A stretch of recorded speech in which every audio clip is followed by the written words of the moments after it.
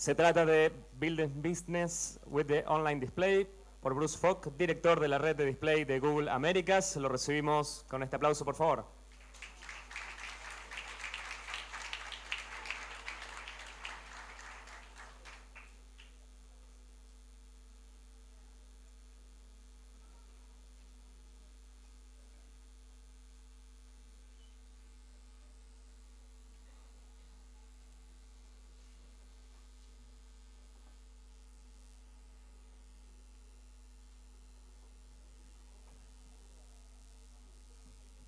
Hi everybody, thank you so much for having me. I've got a bit of a strange accent, I have to warn you in advance. I've come down from New York, but I'm actually originally from South Africa.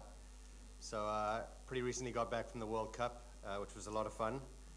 You guys did slightly better than us, but that was expected, I suppose. So I wanted to talk to you today about display and how display is evolving, because it's changed really dramatically in the last couple of years, and I think we're in for a very exciting few years ahead of us.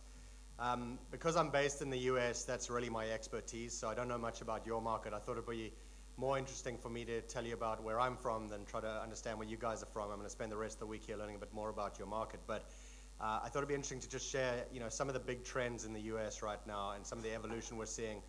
I'm not sure all of it is directly and immediately relevant to you guys, but I think it's always interesting to know what's happening in a market that is just so big and complex.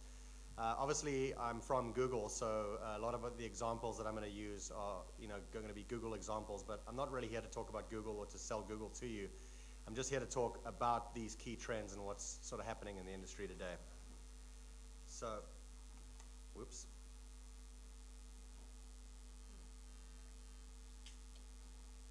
All right, I'm going to have to keep an eye on the clicker. So I wanted to start out just talking about the fact that the first ad was actually run in 1994. And as all of you guys know, the web has evolved very, very dramatically since 1994. If you think about how websites have evolved, I think advertising and display advertising in particular has evolved in parallel. And in particular, there's just been massive, massive advances in technology. There's less latency on the internet today than there was back then. There is more ability to talk through various technologies to for servers to interact and so on and so forth. And a lot of that technology, I think, is really going to be powering a huge tipping point in display, which we'll talk about in a second. We're getting very close to the ability to deliver sort of the perfect ad to the perfect user. And at Google, sort of one of our core philosophies has always been that ads can be useful. And we think that delivering a good ad to a user is useful to them. We think that will drive good ROI for an advertiser. We think that will ultimately drive good ROI or good return for a publisher. And if we can make users, publishers, and advertisers happy, that does effectively fund the internet, and we think ultimately make the internet a better place.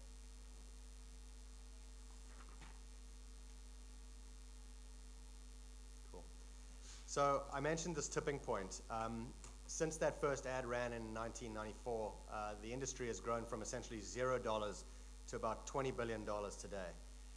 But despite all of this evolution, we're just really on the verge of something I think much, much bigger. As you guys all know, users are spending a lot of their time online, and I think you're pretty aware that the ad dollars haven't quite caught up with the user just yet. And there's a bunch of reasons for that. I mean, essentially there's something holding those ad dollars back. My view is that really the technology has not until now been available for those dollars to move online, both in terms of the environments and the ability to create great environments online, as well as the ability to deliver really relevant messaging, highly customized ads. And I think that's something that has really changed in the last couple of years. So we're at this very, very big tipping point. So before we get into that too much, let's just talk about sort of how much time people are spending online. I mean, this is not news to any of you, but people today are spending almost as much time online as they do on all other channels combined. So print, radio, TV, newspaper. And that's a pretty staggering fact. The internet is with us all of the time. It's become much, much more mobile. There were 174 million mobile phones or smartphones shipped in the last 12 months. There are going to be 40 million notebooks or netbooks, these sort of very portable computers, shipped between now and the end of this year in 2010. The iPod and the iTouch, and now of course the the iPad, as well as other forms of tablets, obviously Android tablets, and I think everybody will have a tablet out. That whole revolution is just starting to happen, right? So if you think about it, this concept of people being always on, everywhere, all the time, is going to evolve really, really quickly from where we stand today.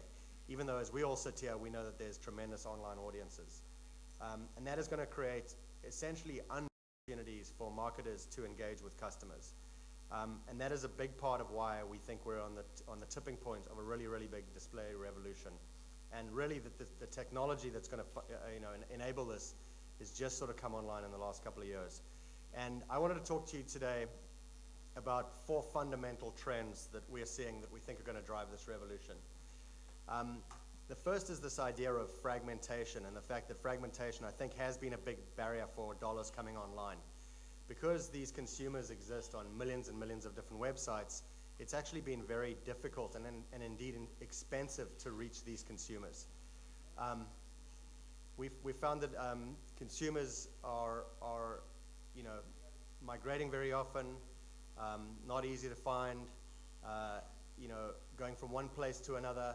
And so it's very, very difficult to approximate an audience with these consumers, right? We can target individual, very large websites, but increasingly we're finding, users aren't actually on those websites. And so the idea that you can get much, much better access to these consumers, no matter where they are across all of these websites in real time, is one of the big fundamental changes that is happening. The other one, of course, is the ability to reach these consumers with relevant messaging, right? We understand pretty well the behaviors of these consumers, and it's been very, very difficult to date to really achieve scale online. What I mean by that is that the simplest way to do it has been to make many, many banner ads and run them on millions of websites, but it's not a very, very personal experience. And I think that's been another piece of what's holding dollars back from coming online, right? Is the ability to deliver really custom and dynamic creative. And again, technology is starting to enable this for us a little bit today. The next, of course, is measurement, right? I think traditionally, the web has been really great because we've been able to actually have more accountability than we've seen online, and that you've got an actual two-way connection to an end user. And that, of course, has allowed much more measurement and accountability, and I think that's a big part of why the web has been successful.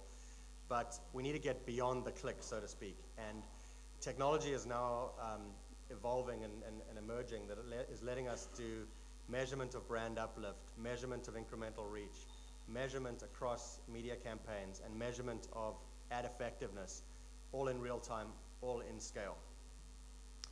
And then I think the fourth really big trend, again, not news to anyone, is that the web has become very, very social in the last couple of years. In this regard, I think it's still early days for marketers. I think all of us are experimenting with and trying to understand what it means to market in a social space. But again, here, technology is starting to emerge that's going to allow us to take advantage of the social web. Think about how a social web changes marketing. Think about how we can capitalize on the social web for marketing. And I'm going to dive in on each of these 4 themes in a little bit more detail in the rest of this presentation. But before I do that, I just want to give sort of a very high-level sort of history of media and marketing. So I think since marketing was invented, the goal has always been to try to find, the right audience and deliver just the right message to them and try to reach a potential customer in that process. And obviously with the advent of mass printing and with television, an opportunity emerged for marketers to reach millions and millions of people simultaneously, right? So that was a good thing. A good way to quantify this is to say that, in the US 40 years ago, you could run a television ad on all 3 major networks at 8 p.m. and you'd reach 80% of your audience, right? Boom, just like that. And that was wonderful, but the problem with that model, of course, is that many of that audience, those 80% of all potential consumers, are not actually target customers of yours. So as a result, there was a hell of a lot of waste. So online advertising comes along, and online advertising is going to be much more targeted and measurable, and that's supposed to be a good thing. The first evolution of that really was search. I think that search was a sort of a big step forward in terms of targetability. With search, you're essentially taking a keyword as a proxy for an audience, right? So you can't buy an audience on search, but you can buy anybody searching for a specific keyword, and that actually worked pretty well. display, I would say, has actually lagged search a little bit. In part due to this fragmentation we talked about before. There's just people on millions and millions of websites. And it's been difficult to find a proxy for an audience on those websites, right? We've tried that in a couple of ways. We've tried to infer demographics. We've said if so-and-so is on this site, then they're likely male. So-and-so is on that site, then they're likely female. We've also tried to look at web surfing history, and we've tried to build profiles. But I think there have been sort of two fundamental problems with the approach to date. The first is that it's taken too long to collect data and to decide who to target. Right? By the time we've figured out where someone might be on the web, they've probably left that place. Right? And the second is, if we can figure out who to target, it's always been very, very difficult to achieve any kind of scale with a web audience. Right? And so even though we're supposed to be more targeted, we're actually left with a fairly blunt instrument. So the idea, this sort of utopian idea of serving an ad to a female Californian potential car buyer while they're on a site in a context where they might be interested in receiving that ad, turns out that's actually been very, very difficult to do to date. And that's sort of digging a bit in on our first trend. I think that the advent of ad exchanges, which is something I'm spending almost all of my time thinking about and talking about in the US market today, is going to fundamentally change this. An ad exchange essentially allows all sellers of impressions to put them into a central repository, sort of an exchange, and allows all buyers of impressions to bid on those impressions. And the most interesting dimension here is actually the ability to use data in real time to understand who is on the other end of that impression, and then serve an ad that is relevant to that impression. So as opposed to going out and saying, I'm going to buy these 100 sites, which is sort of the classic network model,